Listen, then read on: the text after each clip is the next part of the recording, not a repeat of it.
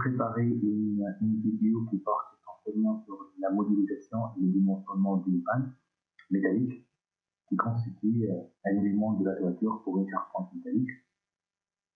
D'une façon générale, pour un bâtiment à usage industriel avec une toiture avec deux versants inclinés et symétriques. Je vais vous montrer avec une méthode simple sur le logiciel robot la modélisation d'une panne intermédiaire, puisque c'est la panne la plus sollicitée, et pour un bâtiment avec des lières qui représentent des éléments de renforcement pour les pannes, pour minimiser le risque de déversement de la panne et aussi pour annuler la déformée de la panne par rapport à l'axe Y du profilé. Donc, j'ai besoin ici de parler toujours de la RDM comme étant la base de dimensionnement des différents éléments d'une construction métallique. Donc ici, on doit comprendre que la panne, dans le cas où notre bâtiment est constitué par l'ensemble des pannes avec des lières, dans ce cas-là, donc c'est appuyé sur des versants inclinés, dans ce cas-là, vous avez une poutre soumise à la fiction des fils. Donc, ce tableau-là représente les différentes combinaisons de charges pour le cas d'un bâtiment sollicité par les charges permanentes, l'entretien et l'action du vent. Et d'après les valeurs qui sont sur le tableau, c'est juste un exemple. Ici, la première combinaison, c'est le calcul du vent. Donc, pour le dimensionnement à l'état de on doit travailler avec la combinaison la plus défavorable. Donc, ou bien la première, ou bien la deuxième combinaison. Donc, du point de vue maintenant RDM, c'est une poutre soumise à la section appuyée. Pour la section par rapport à Y, c'est une poutre simplement appuyée sur les deux travers. Et pour la section par rapport à Z, c'est une poutre avec deux travées identiques. Et l'appui intermédiaire, c'est finalement la liane. Et le rôle de la liane, dans ce cas-là, c'est pour bloquer le déplacement par rapport à l'axe Y. Donc, je vais essayer de modéliser ça d'abord sur robot et je passe par la suite vers la deuxième étape, c'est le chargement et après le dimensionnement. Donc, je peux travailler dans l'étude d'un portique spatial, puisque comme je vous ai dit, j'ai besoin d'une modélisation spatiale. Donc, je vais prendre le cas d'une ferme métallique avec des portiques de stabilité espacées de 6 mètres. Donc, je vais commencer comme d'habitude par une ligne de construction et X c'est la portée de la poutre. Donc, ici, je vais ajouter, je vais créer deux axes distants de 6 mètres par rapport à Z. Un seul axe, c'est niveau 0, et la même chose par rapport à Z. Maintenant, je vais tracer une vanne et je vais considérer un IPE 120 pour ce profil. Sinon, vous pouvez télécharger ici une nouvelle section pour n'importe quelle vanne. Et je vais cliquer sur Origine et prendre une intersection entre les lignes de construction. Comme je vous ai dit ici, dans le mode d'accrochage, on considère l'intersection entre les lignes de construction, donc il n'y a pas besoin de créer des notes. Donc voici notre poutre, je peux afficher le profil ici, et il s'agit bien d'une poutre dans notre profil, c'est un IPE de longueur 6 mètres, c'est la portée de la poutre, bien de la panne. La panne, elle est appuyée sur deux traverses pour le cas d'un portique privé, ou bien sur deux membres supérieurs pour le cas d'un bâtiment avec des portiques alternatives. Et je vais créer les deux appuis, les deux articulations, traverse 1, traverse 2. Et j'ai dit que pour notre cas, la panne est traversée par une lière ou bien renforcée par une lière. Et le rôle de la lière, c'est de bloquer le déplacement par rapport à l'axe Y et aussi la rotation par rapport à l'axe. Et bien sûr, la position de la lière, c'est au milieu. Je vais diviser la barre sur 2 Et finalement, je vais créer un troisième lien. Et je vais ajouter un autre appui qui joue le rôle de la liane ici. Je vais télécharger un nouveau appui et je vais nommer ça liane. Pour l'appui considéré, il bloque uniquement le déplacement par rapport à Y et aussi la rotation par rapport à X. Et je vais ajouter, appliquer cet appui-là ici. Et tout c'est la liane. Donc regardez, c'est un nouveau appui.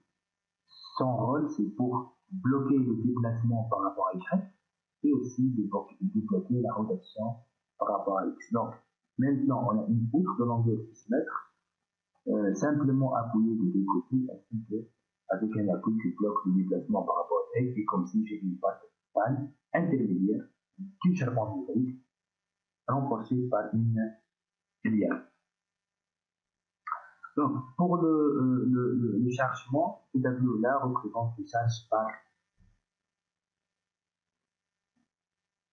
mètre carré. Bien sûr, la nappe, pour la première combinaison à 35 G, c'est un statut. G, c'est le poids propre de la couverture, plus le poids propre de la panne, estimé à 6 Newton par mètre carré. Le Q, c'est la charge d'entretien. WN, c'est le vent, l'action du vent, pour les pannes, pour le cas où la pression est énorme. Donc, tout un travail a été déjà réalisé pour préparer ce tableau. Mais on est en train de modéliser une barre. Dans ce cas-là, je vais appliquer une charge des parties. La charge des parties égale quoi? Égale les charges dans ce tableau-là multipliées par l'espacement entre les barres. Donc ici, je vais prendre un petit exemple pour vous montrer les différentes démarches pour la modélisation. Mais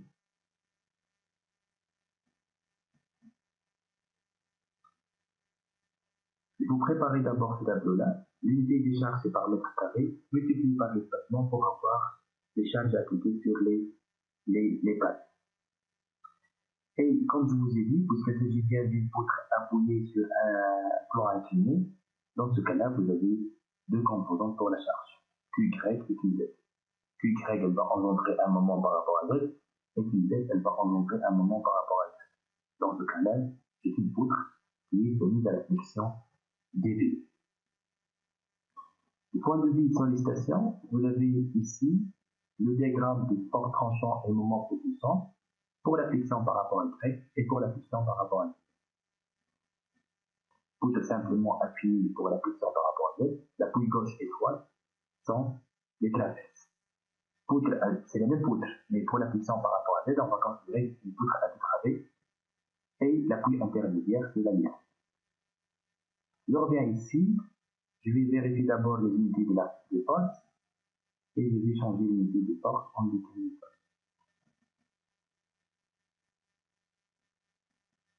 Et bien sûr, pour les normes de construction, c'est selon le code de norme française 1993-1, c'est pour les charpentes, c'est pour les bâtiments en charpente métallique, pour les bâtiments métalliques.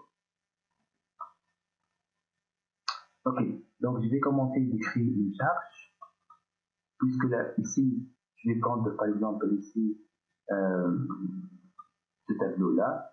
Donc j'ai une charge par rapport à Y et à la fois une charge par rapport à Z. Je vais créer une nouvelle charge qui s'appelle Q, le dimensionnement effectué à l'état multiple. Donc je vais nommer ça Q état limite de Q.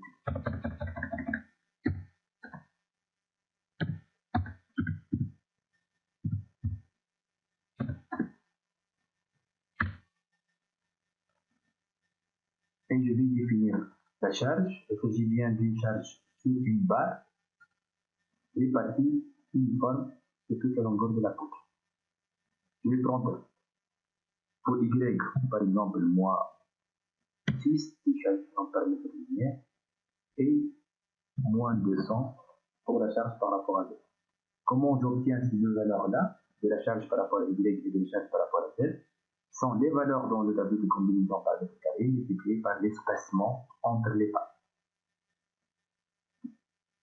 Et normalement, à cette étape-là, tout le travail a été réalisé pour déterminer l'espacement entre les pannes et pour générer, en se basant sur les conditions de la flèche Einstein service, on va déterminer l'espacement final entre les pannes, le profilé pour les pannes, et directement, je peux déterminer les valeurs les plus défavorables pour les charges appliquées sur les pannes par mètre linéaire. Et je vais appliquer cette force-là. Pour afficher le symbole et l'intensité des forces ici, il y a attribué dans charge, vous pouvez ici activer valeur et symbole de force. Il faut faire attention parce que dans le calcul qu'on a effectué, dans ce tableau-là, on a estimé le poids propre de la panne pour le G à 6 kN par mètre carré. Donc, dans vos bouts, lorsque j'ai généré la charge, elle va considérer le poids propre de l'élément modélisé. C'est-à-dire qu'elle va considérer le poids propre de la panne qui est à 180. Pour supprimer le poids propre, pour ne pas tenir compte du poids propre deux fois, je vais aller à chargement, tableau de chargement. Et je vais supprimer le poids propre généré par l'autre. Je vais garder uniquement les charges de déplacement à comme ça. Je vais lancer le calcul pour vérifier la stabilité de l'élément.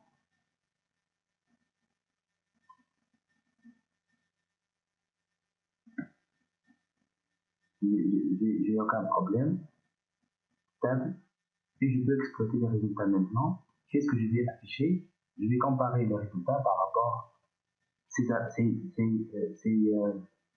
diagrammes-là. Donc, je vais commencer par l'affection par rapport au grec. Je dois avoir cette algorithme.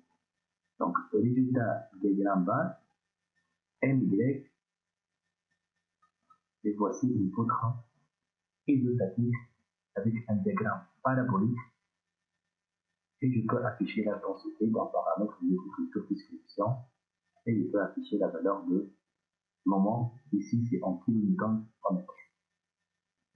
De la même façon, je vais afficher le FZ pour les poids tranchants. Et c'est le même diagramme indiqué. Pour vérifier le deuxième diagramme, le deuxième allure, je vais afficher la friction par rapport à ça.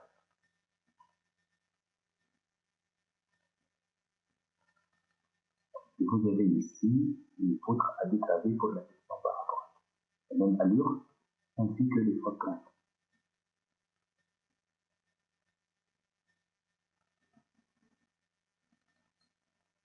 Et vous pouvez ici effectuer un calcul RDM et vous allez avoir les mêmes résultats. Donc, je passe directement maintenant au dimensionnement de cet élément-là. Je vais aller toujours à dimensionnement de par linéaire. La partie la plus importante, c'est le travail dans cette partie-là. C'est pour, bien sûr, c'est pour régler ou pour identifier les paramètres pour le dimensionnement des éléments considérés. Et bien sûr, là, il faut comprendre. Et je répète toujours que ça dépend de type de situation pour voir quelles sont les vérifications à effectuer. Dans notre cas, il s'agit bien d'une poutre soumise à la friction. Dans ce cas-là, on doit vérifier la distance de la section transversale et la stabilité de la poutre vis-à-vis du déversement.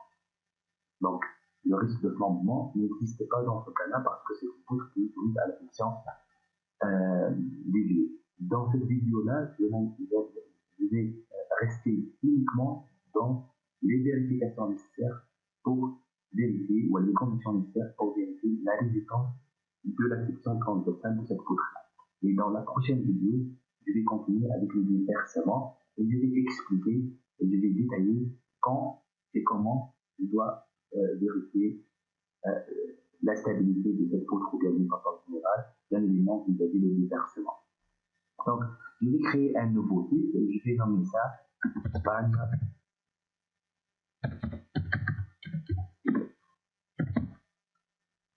pas de risque de flambement, pas de risque de flambement. Et pour la flèche, bien sûr, à l'état limite, je dois vérifier uniquement par rapport à Z, avec la présence de la flèche par rapport à Z, donc uniquement, je dois vérifier que la flèche par rapport à Z ne dépasse pas le LC200, le LC de 6 mètres et le LC200 égale à 3 cm. Pour l'allure du diagramme, par rapport à Y, vous avez un diagramme parabolique, par rapport à Z, vous avez un diagramme non uniforme. Et je vais enregistrer ça. Et je vais appliquer ce paramètre-là pour cette phase. Donc, avant de commencer les vérifications robot, je reviens ici et je vais analyser, ou bien je vais vous montrer quelles sont les vérifications nécessaires en se basant sur les diagrammes du formateur. Vous avez ici sur appui deux moments égaux à 0, un Y et un Z, et vous avez uniquement les forts tranchants. Donc on doit vérifier ça sur appui. On doit vérifier que les forts tranchants ne dépassent pas les forts tranchants classiques et les forts tranchants par rapport à Y ne dépassent pas les forts tranchants classiques par rapport à Y. Pourquoi P? Parce que les IPE soumis à la friction sont toujours de classe E. Et à mitraver, vous avez un effort tranchant égal 0, NY différent de 0, et vous avez NZ différent de 0, et VZ différent de 0. Donc c'est une friction soumise à M plus V. Dans ce cas-là, il faut vérifier est-ce que l'effort tranchant est négligeable ou non. Si elle est négligeable, vous devez vérifier cette relation-là pour vérifier finalement la résistance de la section transversale, bien pour la section transversale au milieu de la poutre diamétrale. Donc pourquoi les deux moments? Parce que c'est une poutre négativement liée. Normalement dans le cours vous avez alpha, bêta, alpha égale à 2 et bêta égale à 1 pour le cas d'un portugais en I ou bien en H. Pourquoi MP, Y et MP, Z? Parce que il s'agit bien d'une section de classe E. Et le moment en résistance, c'est le moment plastique. Et l'expression du moment plastique, ça existe dans le code 3 ou bien dans les cours de construction. Donc, je dois vérifier maintenant. Normalement, le robot va afficher le même prix. Je reviens ici et je vais dimensionner l'élément à l'état limite par rapport à la charge clinique. Et je vais lancer le code. Pour la pièce numéro 1, c'est uniquement numéro 1. Okay. Si je vais afficher ici la note de calcul, regardez, MY sur MV. Donc regardez ici, elle va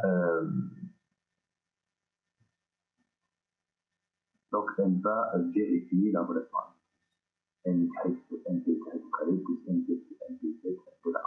Donc si vous avez effectué un calcul manuel pour la vérification de la section transversale de la panne, vous devez comparer les résultats par rapport à cette valeur-là. Donc notre panne ici, elle est stable, et il vérifie la condition, elle vérifie toute la condition de résistance à l'état limite pour la section transversale, et donc la valeur de toute cette quantité-là égale 0,42.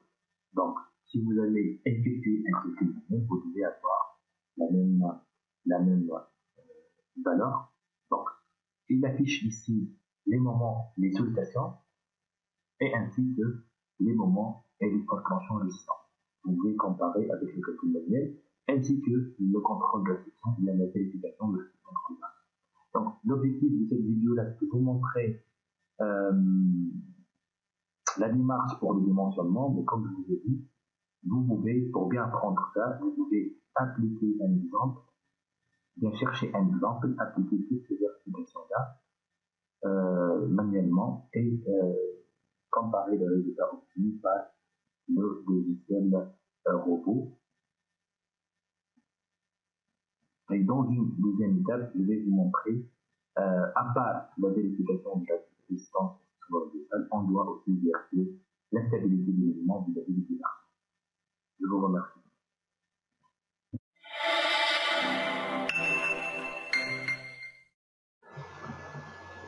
Bonjour, je reviens dans cette petite vidéo sur le dimensionnement et l'étude des éléments de la toiture, essentiellement le dimensionnement des pannes.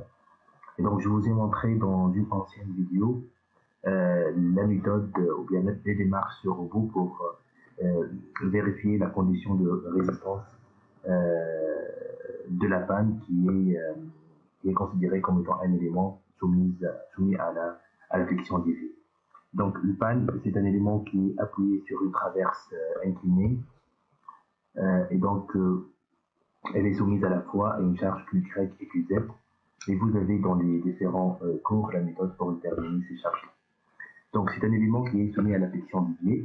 Et je vous ai montré d'autres fois la modélisation et la vérification sur robot de cette partie-là.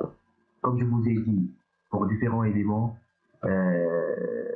deux étapes nécessaires à réaliser pour le dimensionnement à l'état limite du tube, il y a les vérifications à l'état limite du tube et les vérifications à l'état limite service. Pour l'état limite service, la condition de rigidité pour une poutre, on va vérifier la flèche. Restons toujours dans la partie, dans les vérifications nécessaires à l'état limite du tube. On a commencé l'autre fois et je vous ai montré le dimensionnement ou bien la vérification de la résistance de la section transversale de la panne, ainsi que les différentes vérifications sur appui, puisque sur appui j'ai une poutre qui est soumise, j'ai une section qui est soumise uniquement à un effort tranchant V, Y et Z. Dans ce cas-là, je dois vérifier la condition sur l'effort tranchant. À l'état V, j'ai une poutre soumise à la fois à un effort tranchant VY, un moment fléchissant MY et un moment fléchissant MZ.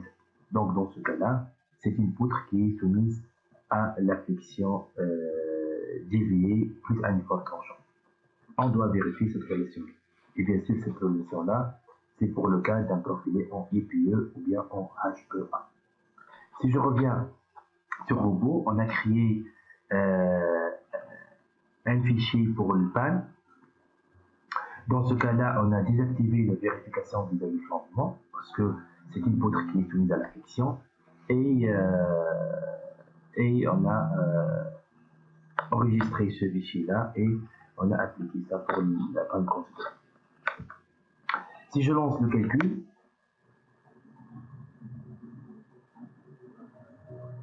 juste pour la vérification de la stabilité de la structure, et n'oubliez pas qu'on a généré 4 charges. QY à l'état limite du tube, QY à l'état limite de service, QZ à l'état limite du tube et QZ à l'état limite de service. On a 4 charges. Comment on a calculé ça? Vous pouvez voir les différents PFE ou bien les différents cours de conception métallique sur la projection pour les différentes combinaisons de charges. Bien sûr, pour les pannes, on va considérer essentiellement deux combinaisons à l'état limite du tube, une combinaison descendante et une combinaison pour les charges ascendantes. Donc, maintenant, vous pouvez regarder ici l'expression de QY et QZ. Donc, après la détermination de ces charges-là, on va créer les charges QY à l'état limite du tube, le QZ à l'état limite du tube, on va l'appliquer ça sur la panne, et bien sûr, n'oubliez pas qu'on a l'appui intermédiaire qui représente quoi? Qui représente les liens, parce qu'on considère un projet avec des pannes, avec l'IRM, c'est pour stabiliser les pannes vis-à-vis du déverseur. Donc, si je vais lancer les vérifications à l'état limite du tube, bien sûr, ici, on a créé la combinaison à l'état limite du tube et la combinaison à l'état limite du tube. La combinaison à l'état limite du tube, les deux charges à la fois, QY et QZ, pour la combinaison la plus défavorable à l'état limite du tube. Et dans notre cas, c'est la deuxième combinaison qui est la plus défavorable. Donc, c'est flexion vers le haut.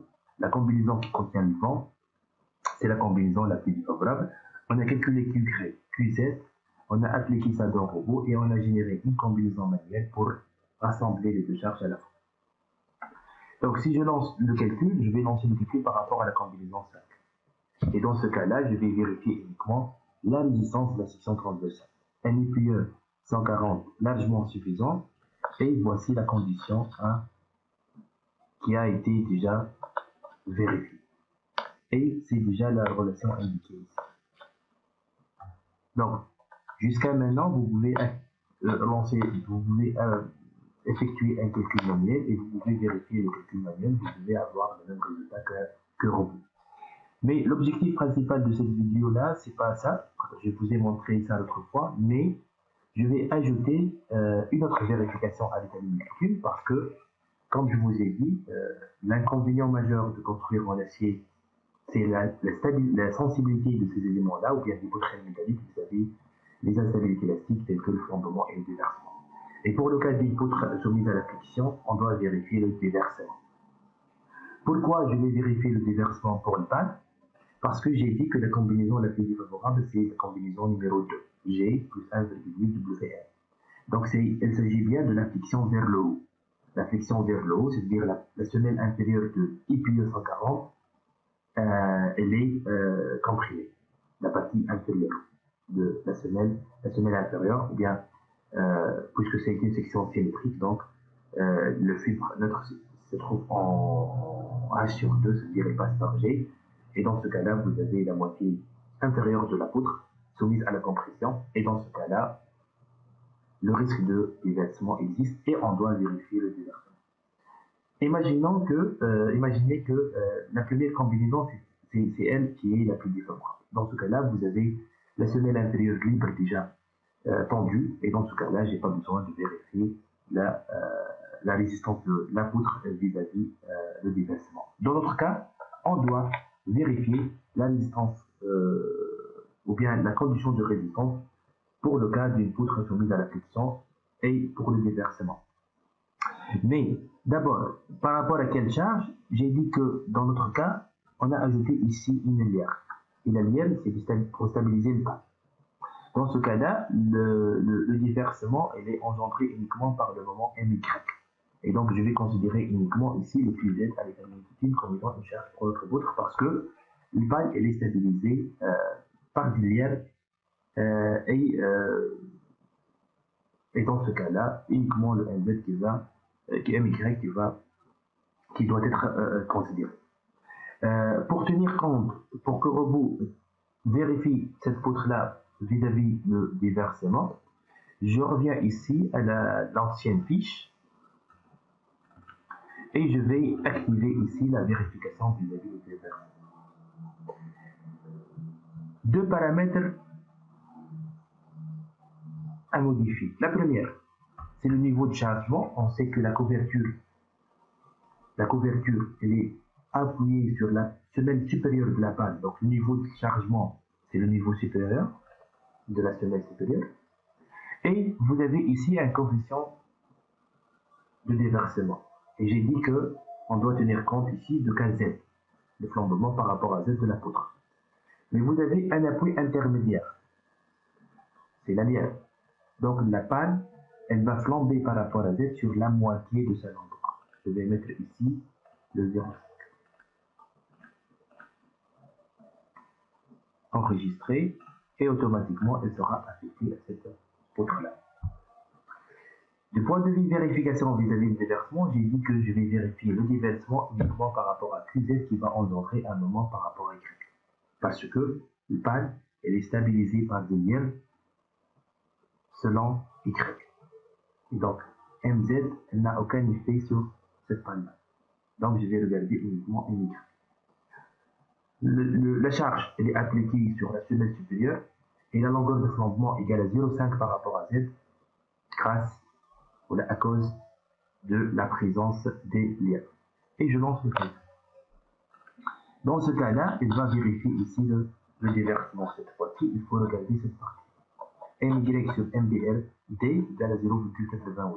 MY, c'est le moment fléchissant dans la poutre engendrée par QZ.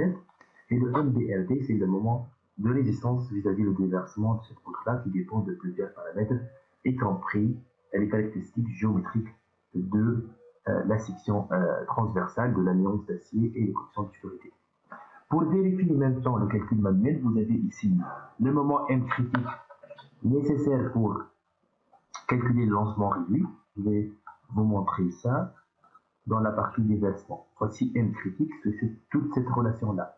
Vous pouvez appliquer un calcul manuel ou bien une programmation sur Excel et vous pouvez vérifier la valeur avec Robot. il faut avoir la même chose. M critique, le moment critique du déversement, nécessaire pour que je puisse calculer le lancement réduit. Si vous avez calculé ça, vous pouvez comparer ça par rapport à la valeur qui existe dans la note de calcul, ou bien directement ici. Le plus important, c'est que MBRD égale xi LT fois bêta W fois W fois FY sur gamma M1. Xi LT, c'est un coefficient de réduction. Et voici toute la démarche pour calculer ce paramètre. Et la valeur sur repos, ça existe ici.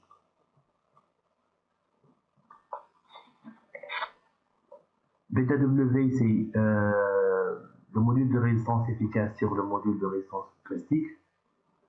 Nécessaire ici de connaître la classe de la section transversale de la poutre.